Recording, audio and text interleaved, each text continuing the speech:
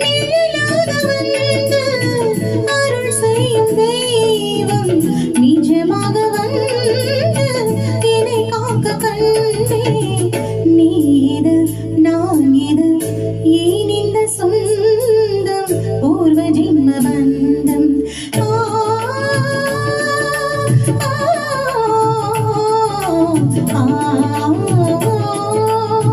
இலக்கணம் மாறதோ இலக்கியம் மாறதோ இதுவரை நடித்தது அது என்ன வேடம்